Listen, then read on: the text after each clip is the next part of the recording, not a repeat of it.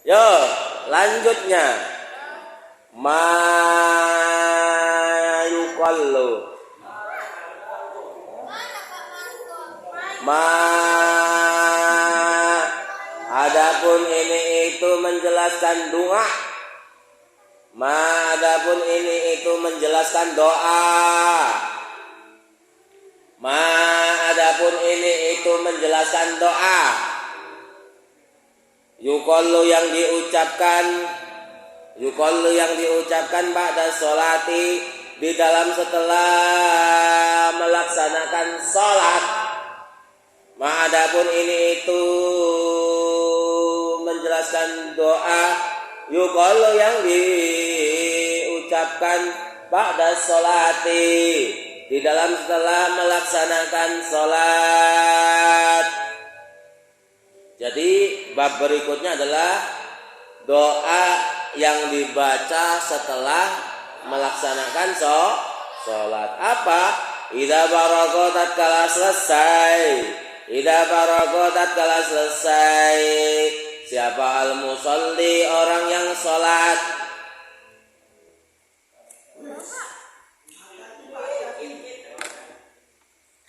Nikmat dunia ya. Idza faraga tatkala selesai siapa al-musalli, orang yang sholat. Minas sholati, dari sholat. Minas sholati, dari sholat. Iku yakullu, mengucapkan siapa al-musalli. Iku yakullu, mengucapkan siapa musalli. Astaghfirullahaladzim. Lafaz astaghfirullahaladzim. Astaghfiru, aku minta ampun. Astaghfiru, aku minta ampun. Allah terhadap Allah. Allah terhadap Allah. Al-azimah yang agung. Agung bahasanya apa? Bahasa Indonesianya? Al-azimah yang mulia. Siapa? Allah. Agung. Al-azimah yang mulia. Siapa? Allah. Salasa marratin, dengan 3 kali ambalan. Salasa marratin, dengan 3 kali ambalan. Nih, jadi kalian setelah sholat membaca istighfar 3 kali. Allahumma, wahai Allah. Allahumma, wahai Allah. Allahumma, wahai Allah. Anta, adapun engkau Allah.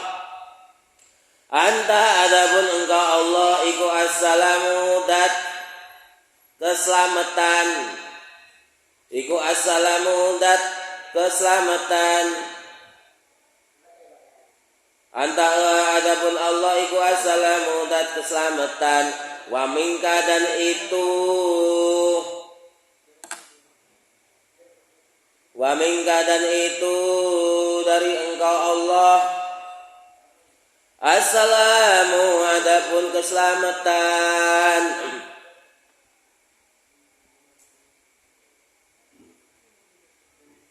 Tabarakta, engkau Allah banyak berkahnya. Tabarakta, banyak berkahnya engkau Allah. Boleh. Tabarakta, banyak berkahnya engkau Allah. Ya dzal jalali wal ikram. Jalal artinya apa?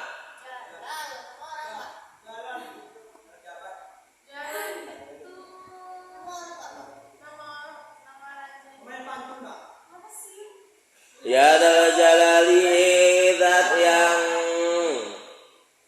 maha kuasa. Ya dzal jalali, zat yang maha kuasa atau bijaksana. Wal ikrami, zat yang maha mulia. Ya dzal jalali, zat yang maha kuasa. Wal ikrami, dan dan zat yang maha mulia.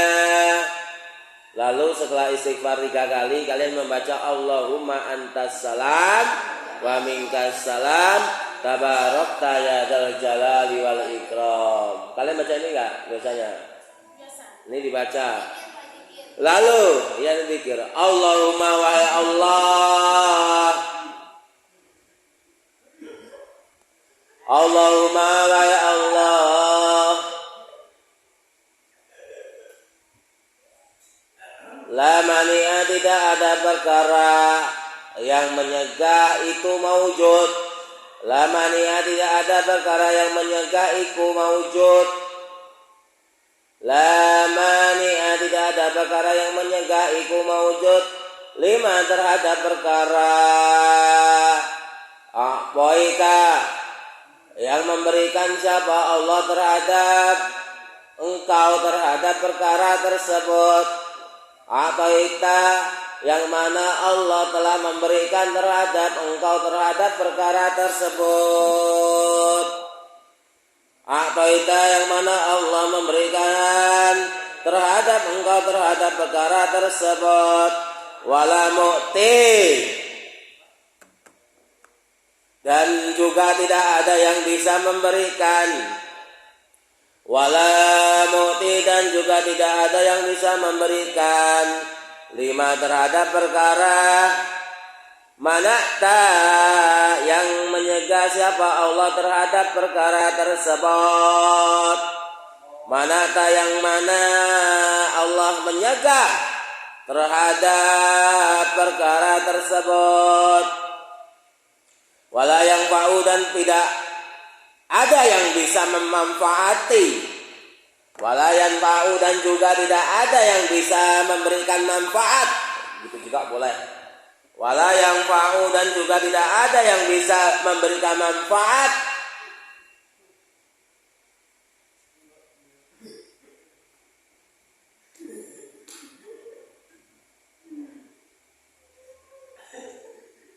Dal jadi terhadap orang yang memiliki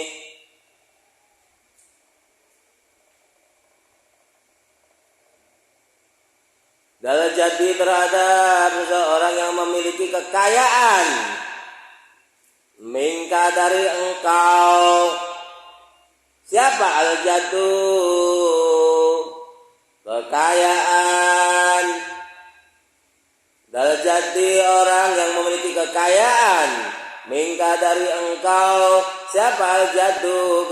Apa al-jadu? Bukan siapa ya. Apa al-jadu kekayaan? Tuh coba.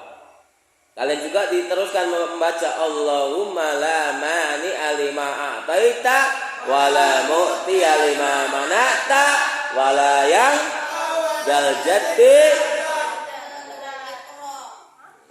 apa?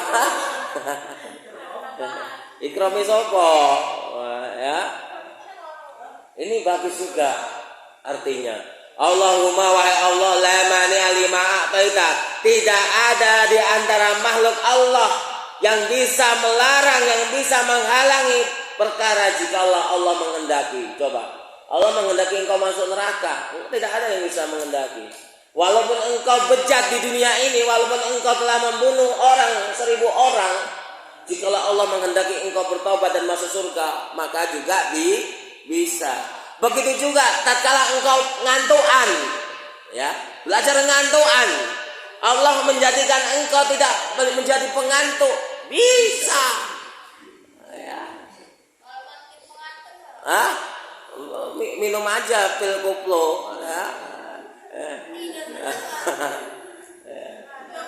Tuh.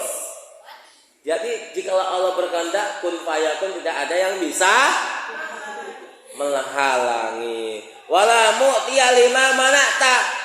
Dan juga tidak ada yang bisa memberikan terhadap perkara jikalau Allah mencegah. Maksudnya apa? Misalkan inziroh, ya.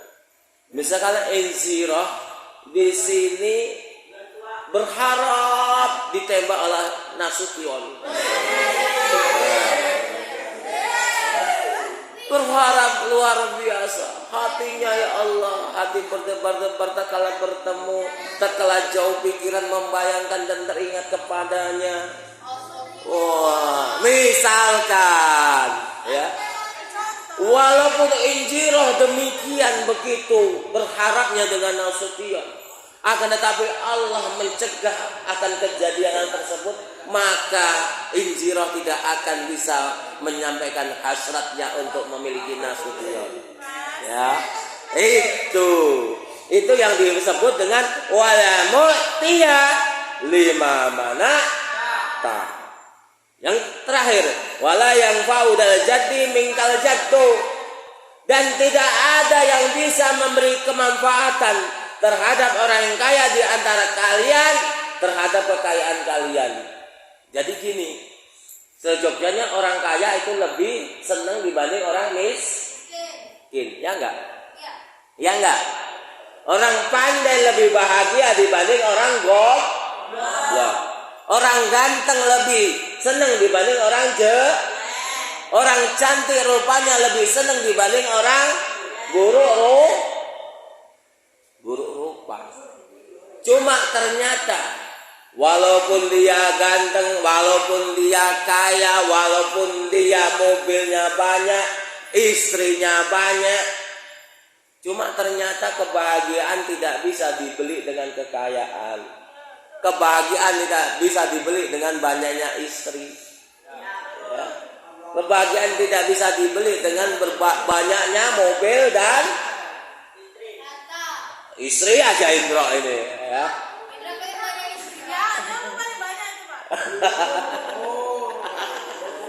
Gak apa-apa, laki-laki memang boleh banyak, 4, Indro ya. Pas Indro, ada 4 pasang Indro.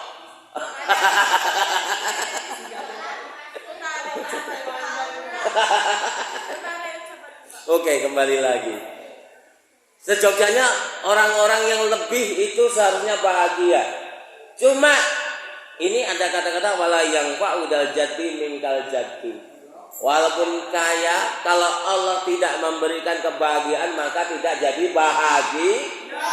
Akhirnya kaya, kebanyakan makanan-makanan kimia, kebanyakan beli makanan yang tidak sehat, akhirnya usus buntu, akhirnya masuk rumah sakit. Sedangkan orang miskin yang susah makan, akhirnya setiap hari masaknya sambal terasi, masakannya kulupan, akhirnya tidak pernah makanan yang aneh-aneh, umurnya panjang. Itu yang dimaksud dengan wala yang fa'udal jati minkal jattu. Ya. Oke. Sumayakulu kemudian mengucapkan siapa al-musolli. Malam ini harus khatam. Besok kita udah perpisahan. Biasanya habis perpisahan. Oh, berarti kalian iuran beli ayam besok ya.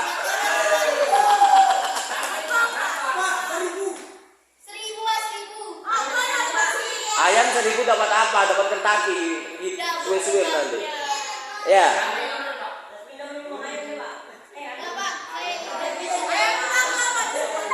Jumlahnya orang berapa? Jumlahnya orang.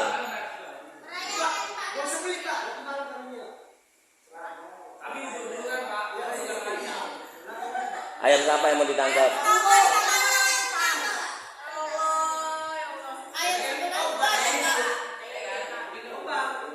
Kalau bisa kataman Quran, kataman kitab juga disyukuri, minimal makanan ringan-ringan, minimal air putih. Kalau punya uang silakan nasi tumpeng, gajah ya, jerapah. Ya, tuh. Kembali lagi. Ya. Sumayakulu kemudian musolli mengucapkan subhanallah, lafaz subhanallah. Subhanallah artinya saya mensucikan diri dengan maha sucinya Allah. Subhanallah, saya mensucikan diri dengan maha sucinya Allah. Salasan, dengan jumlah 3, wasalasina dan 33. Salasan dengan jumlah 3, wasalasina dan 30. Jadi totalnya 30. Jadi kalian kalau membaca kata subhanallah, lafaz subhanallah jumlahnya 33. Alhamdulillah, lafaz alhamdulillah. Alhamdulillah, adapun segala puji iku lillahi bagi Allah. Alhamdulillah, adapun segala puji iku lillahi bagi Allah. Salasan dengan jumlah 3, wasalasina dan 30. Begitu juga lafaz alhamdulillah jumlahnya 33. Allahu akbar, dan juga lafaz Allahu akbar. Allahu, adapun Allah iku akbaru, maha besar. Allahu, adapun Allah iku akbaru, maha besar. Salasan dengan jumlah 3, wasalasina dan 30. Jadi jumlahnya juga 33. Jadi kalian setelah membaca di atas, baca subhanallah, walhamdulillah, Allahu akbar, jumlahnya setiap poinnya 33. Jangan ngomong sendiri. Ya, ngomong boleh, yang penting temennya nggak dengar, diri sendiri nggak dengar. Silakan. Nah, belajar dengan orang bisu. Orang bisu bisa soma yaqulu, kemudian mengucapkan siapa al-musalli. Soma yaqulu, kemudian mengucapkan siapa al-musalli. Rafi'an halih, orang yang mengangkat. Rafi'an halih, orang yang mengangkat yadaihi, terhadap kedua tangannya musalli. Rafi'an halih, orang yang mengangkat.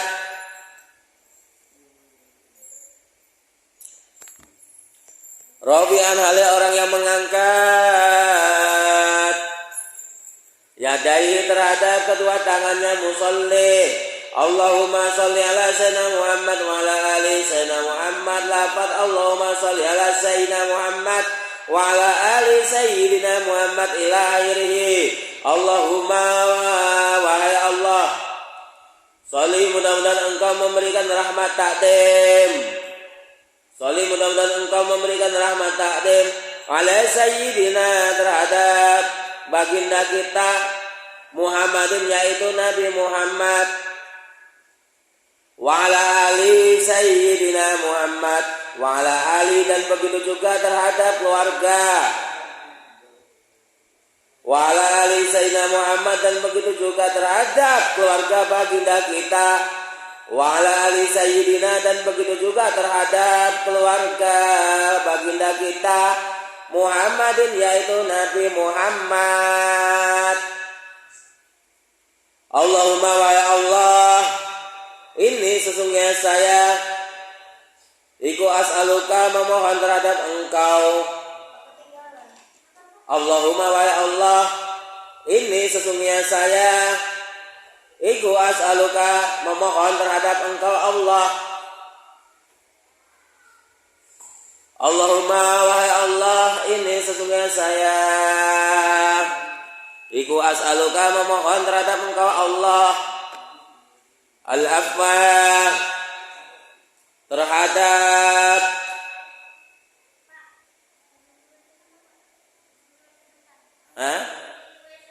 kuat.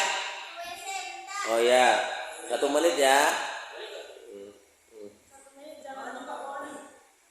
Oke. Allahumma, wahai Allah, ini sesungguhnya saya iku as'aluka, memohon terhadap engkau Allah. Al-afwa, terhadap ampunan. Al-afwa, terhadap ampunan. bahasa Indonesia pengapura apa ya? Pemaafan, masa pemaafan? Al-afa terhadap maaf, enggak enak. Al-afa terhadap ampunan gitu aja. Al-afa terhadap ampunan. Nah, iya. Al-afa terhadap ampunan, wal afiyata dan keselamatan. Wal afiyata dan juga keselamatan. Wal afiyata dan juga keselamatan. Wal mu'afata dan juga kesehatan. Wal mu'afata dan juga keselamatan.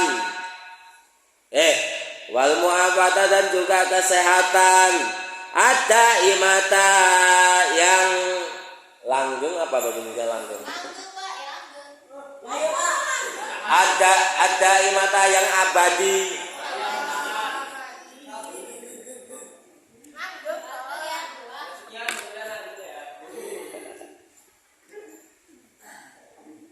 Ini ada yang iya langgeng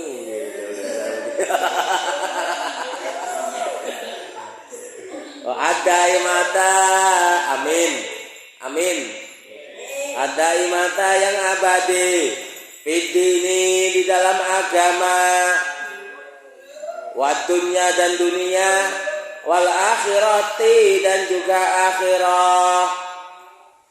Coba itu. Kalian berdoa ini enggak kalian tatkala setelah sholat? Jadi setelah membaca alhamdulillah 33 kali, subhanallah 33 kali, Allah apa 33 kali, kalian lalu mengangkat tangan kalian, kedua tangan kalian, doa kalian, Allahumma sholli ala sayyidina Muhammad wa ala ali sayyidina Muhammad, Allahumma inni as'aluka al-afwa wal afiyah wal mu'afata ad-daimah fid dini wad dunya wal akhirah. Yang belum baca, dihafalkan nih, ya.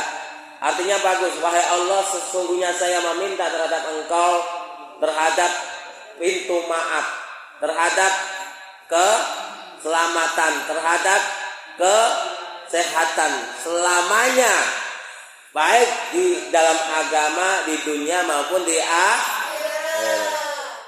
Kalian percaya jikalau kalian bisa mendapatkan pintu maaf dari Allah? Bisa mendapatkan pintu maaf dari Allah, kalian percaya bisa? Tidak ada yang bisa menjanjikan kita bisa mendapatkan pintu maaf dari Allah. Maka kita senantiasa berdoa ini agar senantiasa Allah memaafkan atas dosa-dosa yang kita berani sama orang tua, yang berani meloroi orang tua, yang berani ngambek sama orang tua. Mudah-mudahan Allah memaafkan dosa kita sebagai seorang anak yang mana merasani guru-gurunya ngomongi di belakang, berutuh di belakang. Nah, mudah-mudahan Allah memaafkan dosa kita sebagai seorang santri. Begitu juga tatkala kita menjadi sampah masyarakat, kita tidak bisa menjadi orang yang baik. Ya, santri pas pulang di rumah bukannya azan, bukannya ngimami, bukannya sholat jamaah, tambah main sendiri, main HP tengah jalan, tambah ngapeli cewek.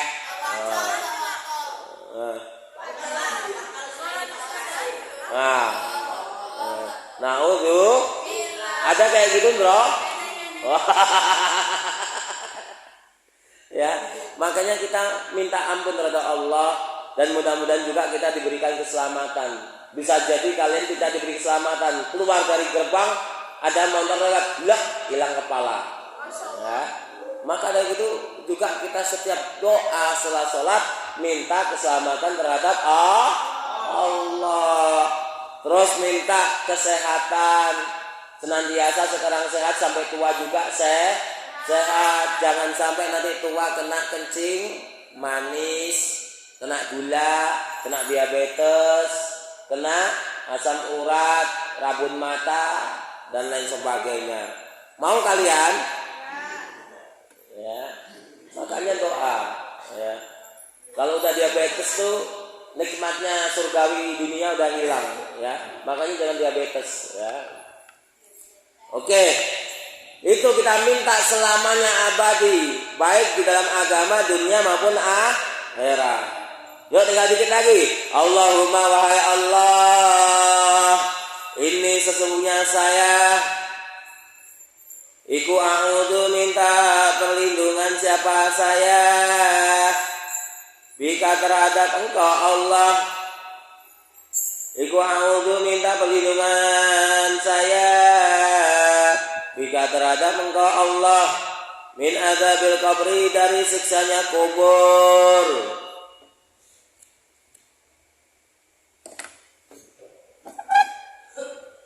Min adzabil qabri dari siksanya kubur, wa min adzabin nari dan dari siksanya neraka. Wa min adzabin nari dan juga dari siksanya neraka. Wa min fitnatil masih dan juga dari fitnahnya. Dan juga dari fitnahnya orang yang jalan di atas muka bumi. Wa min fitnatil masih dan juga dari fitnahnya orang yang berjalan di atas muka bumi. Ad-Dajjali yang banyak bohongnya. Dajjal itu artinya banyak bohongnya. Jadi Dajjal itu bukan berarti Dajjal yang akan datang di akhir ayat. Cuma kalau kita sudah dipenuhi dengan kedustaan, kita termasuk salah satu golongan anak buah Dajjal. Dajjal itu artinya suka bohong. Kalau kalian suka bohong berarti kalian dajjal. Ya. Maka dari itu kita berdoa lah salat, doa kita Allahumma inni a'udzubika min adzabil qabri wa min adzabin nari wa min fitnati masihid dajjal. Ya ditambah ini juga. Itu bagus juga. Ya Allah, lindungi aku dari siksa kubur. Kalian pede besok di kuburan gak disiksa. Ya. Ada waliullah yang mana termasuk, ini saya cerita dikit. Ya. Sebelum zaman kemerdekaan ada imam besar orang Indonesia yang disebut dengan Imam Nawawi. Imam Nawawi itu kitabnya banyak, sudah menjuru dunia. Ya. Imam Nawawi selama hidupnya menuntut ilmu dimanapun hingga beliau menjadi ulama di Arab, menjadi ulama besar di sana, hingga beliau juga meninggal di Arab. Di Arab punya tradisi kuburan setelah 4 tahun maksimal itu akan dibongkar.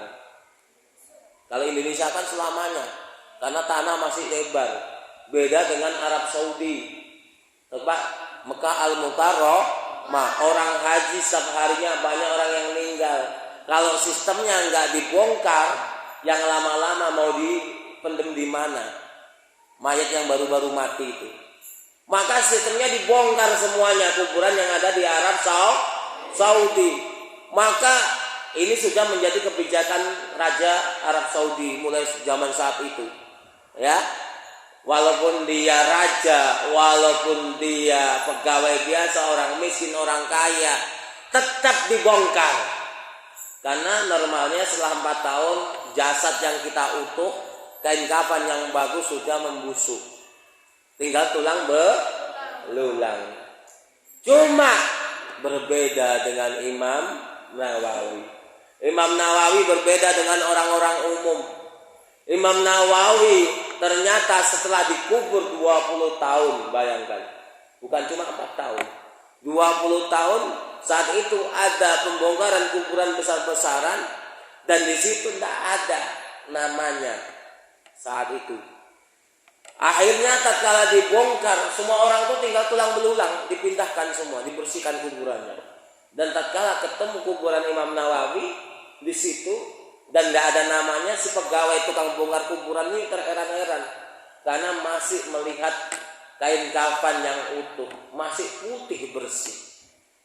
Coba, kalau kain kafannya masih putih bersih berarti mayatnya masih utuh. Lalu paniklah si orang-orang yang membongkar ini, memberitahukan kepada sang raja, wahai raja, ini ada satu kuburan yang mana kain kafannya tidak terkotori dengan tanah, yang masih putih rekah dan mayatnya masih utuh. Lalu sang raja memerintahkan mencari informasi itu kuburan siapa. Yang jelas kalau kuburan bisa demikian, tanah tidak mau makan, Allah memuliakan, itu bukan orang sembarangan. Ternyata tatkala raja memerintahkan semua anggotanya, menteri-menterinya untuk mencari tahu, dan ternyata kuburan Imam Nawawi. Imam Nawawi termasuk orang Indonesia yang mana besar dan belajar di sana hingga menjadi ulama besar di sana, akan tetapi karyanya sampai ke Indonesia dan tetap kita nikmati. Ya, makanya kalian belajar 40 hadis karangan siapa? Imam 40 hadis Arba'un Nawawi. Imam Nawawi. Ya, banyak juga karangan macam-macam kitab-kitabnya. Itulah orang yang mulia. Itu tandanya Allah memuliakan di kuburan. Juga ternyata ada siksa kubur. Ustaz kemarin udah pernah melihatkan ke kalian. Ustaz kalau di Rengan Barat kemarin di Pondok Imadul Bilad pernah Ustaz pas renungan pramuka, Ustaz setelkan, tampilkan siksa kubur. Jadi ini pembuktian langsung. Ustaz udah pernah cerita belum? Ada seseorang yang memang ahli yang bisa dia menampilkan siksaan kubur-kubur orang yang koruptor, orang yang durhaka sama orang tua dan lain sebagainya, dengan cara rekaman HP dimasukkan di tanahnya dan ditunggu 5 menit maka akan tampak suara siksaan dalam kubur. Itu memang ada siksa kubur. Makanya kalian hati-hati dengan kehatian-kehatian kita. Makanya kita berdoa min adzabil qabr, ya anak-anakku, doa demikian. Wa min adzabin nari, dan juga dari siksaan neraka. Wa min fitnatil masih dajjal, dan mudah-mudahan juga kita terhindar dari fitnah dajjal. Ingat, sekarang ada pondok yang lagi viral, pondok di Jawa Barat yang namanya Pondok Zaitun. Ini agak ngeri sedep. Ini termasuk tatkala kita kaji wa fitnati masih dajjal. Yaitu fitnah orang yang hidup di muka bumi yang banyak bohongnya. Coba sekarang yang lagi viral di Pondok Zaitun kemarin, sholat Idul Fitri, perempuan istrinya, syekhnya Panji ada di depan, sop paling depan, dan jaraknya sholat 1 meter, dan dia menggunakan madhab Soekarno, Bung Karno, dipakai madhab Bung Karno, dan dia bisa sholat Jumat yang khotbah adalah perempuan. Hati-hati. Ini orang yang bodoh, orang yang nggak berilmu, maka bisa jadi ikut dengan dia. Makanya banyak ulama-ulama yang berpendapat akan hal ini. Panji mungkin untuk ilmu yang lain bagus. Cuma kalau untuk ilmu faqih fiddin, ilmu syara, ilmu fikih, seujung ini apa namanya? Buku enggak ada. Ingat-ingat. Untuk sholat mungkin ya itu enggak membatalkan rukuk dan sholatnya, cuma kehilangan keutamaan sholat. Boleh sah sholat mereka, cuma kehilangan keutamaan sholat. Yang kedua, perempuan ini loh, perempuan kenapa di depan? Perempuan ditaruh di belakang karena perempuan itu semuanya aurat selain telapak tangan dan muka. Takutnya kalau perempuan di depan masalah Allahu Akbar rukuk, nasihatnya lihat bokong, hilang fokusnya. Itu takutnya, karena semua perempuan itu aurat, makanya ditaruh di belakang biar laki-laki bisa khusyuk. Ya, apalagi kemarin dengar katanya pas sholat Idul Fitri ada